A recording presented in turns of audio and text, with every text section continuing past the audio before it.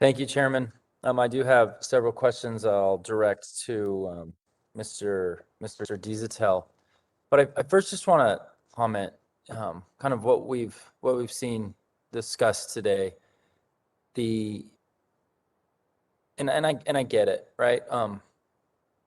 Those of us in the minority, in the Republican side of the aisle, we want to talk about energy production and we want to talk about energy independence for particularly what's going on in the world. And there's frustration from the majority side saying that's not what today's hearings are about. I had a town hall last night, a telephone town hall with my constituents in Utah. We had 71 questions submitted. 65 of these questions were about energy independence and Russia-Ukraine conflict and how the two are intertwined. So when we constantly bring up this topic, this is what our constituents are talking about. That we represent them. This is the committee of jurisdiction over one of the most important things, and we should look at that as an opportunity, in my opinion. I serve on armed services and natural resources, and particularly as the ranking member on oversight and investigation. And candidly, I'm excited about that because I feel like there's an opportunity to do something. I mean, what's more relevant right now than armed services and natural resources, and what our nation can do to address this? So it's not an insincere sort of political ploy. I want to reemphasize one thing that my friend from Louisiana, Garrett Graves, said was, we're in a bind now because we can't prepare for this. We're gonna cut off oil energy, or we're gonna cut off energy from Russia, and we can't backfill it. And now we have to go to other dictators. That is the irresponsible thing that we can do as lawmakers. I emphasize that point. 85, 90% of the questions that I had last night are directly related to this committee of jurisdiction. And thankfully, I've been able to highlight to my constituents that I've been speaking out against the secretarial order, the Keystone Pipeline, since last February, 13 months ago. That's good for me politically, but I'm not looking for a political win. I'm sincerely looking for a win for our nation and for our allies. That's what I truly care about, and I know that's what all of us actually do care about. And so that's where it's coming from. It's not coming from cheap politics, I promise you. And I'm going to take this opportunity, Mr.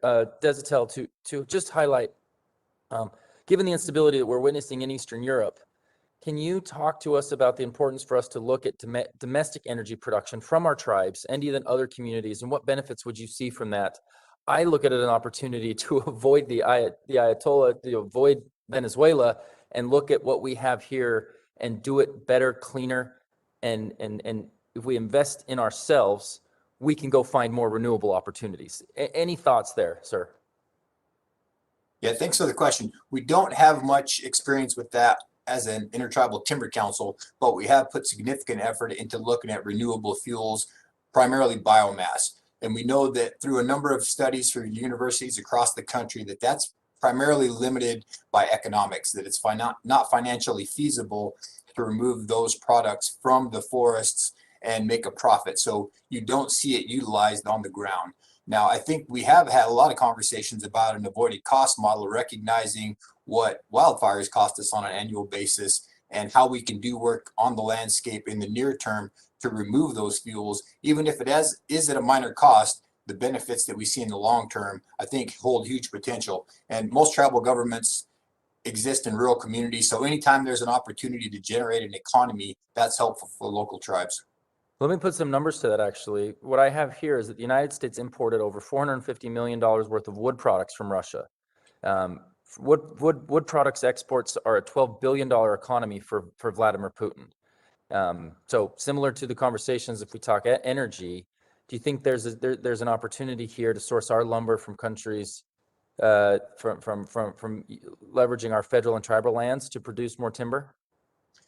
Absolutely. That's primarily a limitation of funding for the BIA, that if you look at what the annual allowable harvest is for tribes across the country, we're only utilizing about half of that on any given year. So there's a significant amount of wood that would benefit both tribal and local economies if we had the funding to ensure that those forest products made it to market.